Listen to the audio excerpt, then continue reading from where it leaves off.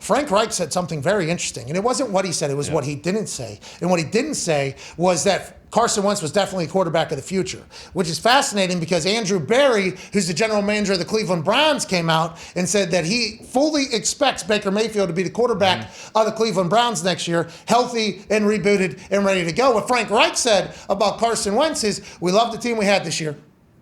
We knew everyone we brought in this year. We expected to play winning football, Frank Reich said via Joel A. Erickson of the Indianapolis Star.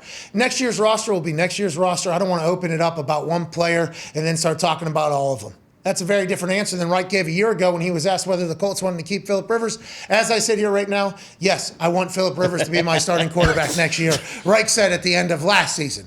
So Frank Reich also might be learning about what to say and what not to say in these things, but it obviously generated headlines for the fact that he didn't say, yeah, Carson's going to be our quarterback next year. We will evaluate everybody. I'm not diving into every single position at this exact point because we'll be here all goddamn day. He didn't say that. So that is a call for question. $15 million is all it's guaranteed for Carson Wentz. What does Carson Wentz's future look like? Frank Reich had some things to say about, or things not to say about Carson Wentz. This is becoming a full conversation now because I guess at the end of last year, as reported by Joel A. Erickson of the Indianapolis Star, shout out to Joel, last season he said, as I sit here right now, I want Phillip Rivers to be my starting quarterback next year. Obviously, Phillip Rivers is going to retire. He's now a high school football program coach down there in Alabama. That's right.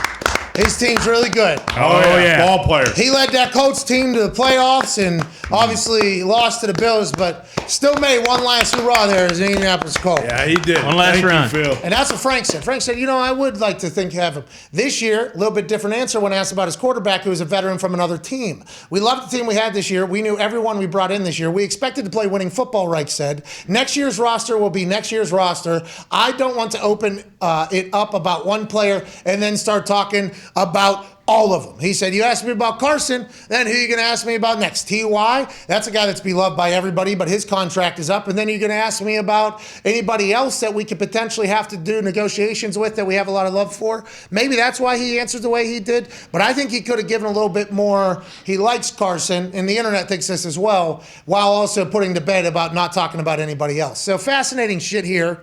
And then T.Y. Hilton obviously does something on Twitter that garners a bunch of attention, even though T.Y. and Luck are best friends, and Luck was back on TV last night with a great mustache. Back in Indianapolis going into the College Football Hall of Fame. Congrats to him. Darius Butler put out a tweet, of this is a superhero. Yeah, Wolverine. Wolverine, obviously. Is that Cena? X-Men. Cena doesn't play that. No, does he? Cena's Peacemaker. Come on, dude. Thursday, Hugh HBO Jackman. Max. Hugh Jack. I'm going to go back. How was he? I got to go watch that. Really Sorry, good. Continue. Hey, it was a cool conversation, actually. Oh, good. Cut it a little short, but Carson, though, is now, his future is in jeopardy or a question mark. The Colts' future is in a question mark. Jim Irsay is going to, stay a steady person with the team and the franchise and the program to see what they go. But that's a big-time decision there because that could be the domino in the offseason of veteran quarterbacks. Because the Colts pretty good position, I think, if they were to get into the market. Yeah. Oh, yeah. Or if they're keeping Carson, they got some money to save and kind of go on because they only got to pay him $15 million. Well, and the difference with Phil and Carson was Phil signed there in free agency, and they actually went to go get Carson that contract, and it ended up costing them a first and third round pick. And it wasn't only Reich, but like Carson is Frank's guy. That's why I feel like it's much different between Phil and him because Frank was the one like, hey, let's go get Carson. I know who this guy is. I was there with him at North Dakota State. He's the guy. And obviously, sitting outside the playoffs now, it's a much different situation. Well, they took a car ride, remember? Oh, yeah. And they had he right. had the same Bible verse on his phone that Frank read that morning. Which one was it? It was that one about love and stuff. You remember. Amen. Amen. Amen. Mass is going to be awkward on Sunday. Beautiful. Amen. Amen. Amen. Peter 3:15. Boom. About being a man. Take me to church.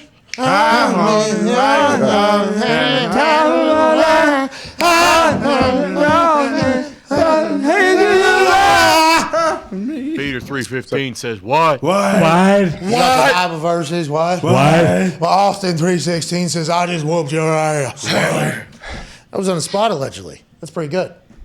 Allegedly. I don't know. I mean, he probably thought about it at least one time before. It came out Like of his your mouth, B-Flow, Chris and B-Flows yesterday? but- on the rap sheet? yeah, with the comedian, you got to bring your best shit. Yeah, Ian true. Rapport, you know what I mean, AJ? When Ian Rapport's on, you got to bring your best stuff.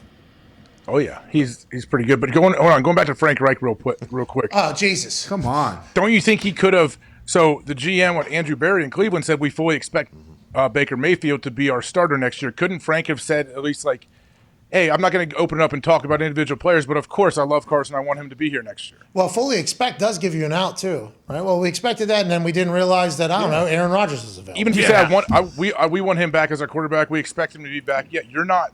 Like, if he's not there, they can't say, like, oh, you lied to me. But also, let's remember, Frank is a human, and he was probably rather upset that he was doing this interview, right? So maybe this isn't his most clear-minded day about everything. He's probably just as pissed as all of us, even though he'll say stinking instead of fucking. Yeah. Right. He is stinking pissed, though. Is it possible he's just trying to maybe light a fire under Carson's ass, too? Like, hey, it's maybe not – we don't need to continue to just, like, coddle this guy and, like, act like he's the best quarterback ever. Like, maybe we light a fire under his ass and see what he's really all about as opposed to, you know, never pushing him and all that kind of stuff. Well, never pushing him. What do you mean? Well, isn't that why he left Philly pretty much? Because he was like, I don't want Jalen Hurts in my locker room while I'm quarterback. Nah, that's all. Because he didn't want to compete with him. That didn't happen. And That's then he all. got here and he was like, get rid of Hockabeeson right now. Trade him to Seattle. I don't want this guy nipping at my heels while I'm trying to prepare us to win on Sundays. And they traded him. This is all alleged, and we fully expect the true story. It's an interesting I don't theory, know. though, by Tom. I don't know.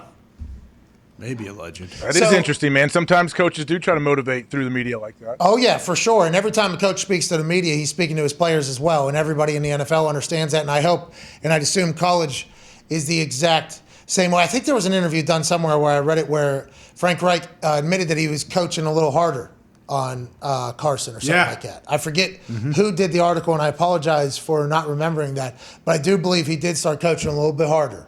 And he also gave an answer that was interesting about why Carson maybe didn't perform as well. And we got to remember that Frank Reich is a quarterback. So Frank Reich is always going to side with the quarterback.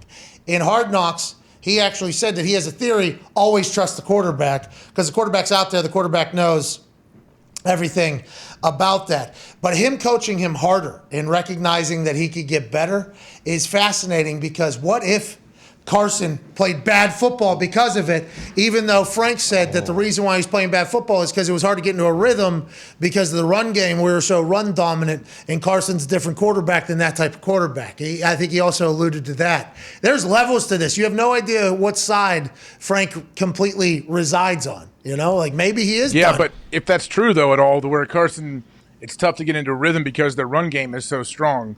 Isn't that him saying Carson's not the right guy then? Because we have Jonathan Taylor, this guy's an MVP candidate. We're going to continue to run the ball. But play caller, who's Frank Reich, I mean, he was making decisions to get Carson into a groove on a regular basis. And it's like, what are we doing?